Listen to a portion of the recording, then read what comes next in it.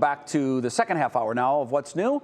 I'm Jay Crawford along with Betsy Kling, and we've been talking a little bit about the weather. And one of the things that is leading to our next story was we didn't really have a harsh winter. No. And that means that a lot of the things that we need to die off in the winter.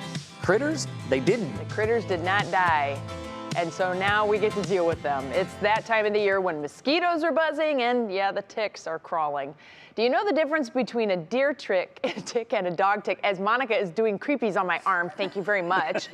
Why should you know the difference? Well, one carries Lyme disease. Yeah, and that's a very, very serious issue. Senior health correspondent Monica Robbins joins us now to explain what we need to know about these pesky parasites. In the month of April, my mother-in-law was bitten by a tick, and she got that also dangerous red ring around the bite. Did she get medical attention? Immediately got antibiotics. And my wife and I were doing a lot of work at the edge of our lawn and into the woods. My wife and I both picked up a tick, and they're out there, I guess, because the winter didn't kill them off. Well, and it's that time of year they're going to be here Well, anyway. see 'em, yeah. Yeah, so here's the thing. If you plan on heading outdoors, those little buggers are out there, but only one kind actually spreads Lyme disease, the female deer tick.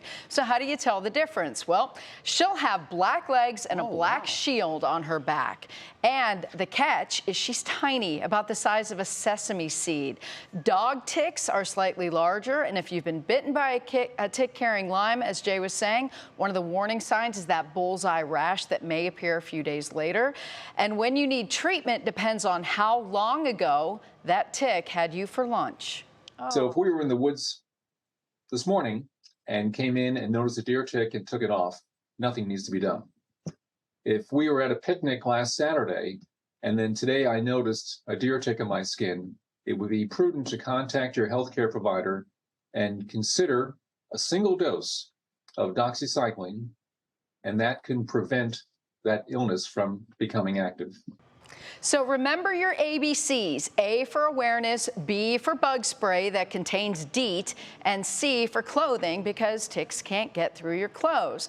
Stick to the open trails and avoid walking through the weeds and brush if you can. And another symptom of Lyme disease, flu-like symptoms, which, as I told you yesterday, may be more common these days because COVID shifted the times of year when we see different viruses. So a good rule of thumb is if there's a chance you've been exposed to a deer tick and now you're feeling flu-like icky symptoms, fatigue, muscle or joint pain, headache, fever, stiff neck, contact your healthcare provider because you may need a prophylactic dose of doxycycline. Yikes. All right, so what about the people who have already had Lyme disease? They've been dealing with the after effects of it. What happens with them? You know, that is something that a lot of people have been dealing with for a long time. And I got to tell you, Dr. Sullivan says thanks to long COVID research, they're learning more about treating those with long Lyme disease because they're finding often the immune system turns on itself with both illnesses, which causes those long-term symptoms. So different immunotherapy treatments may be beneficial to Lyme patients too.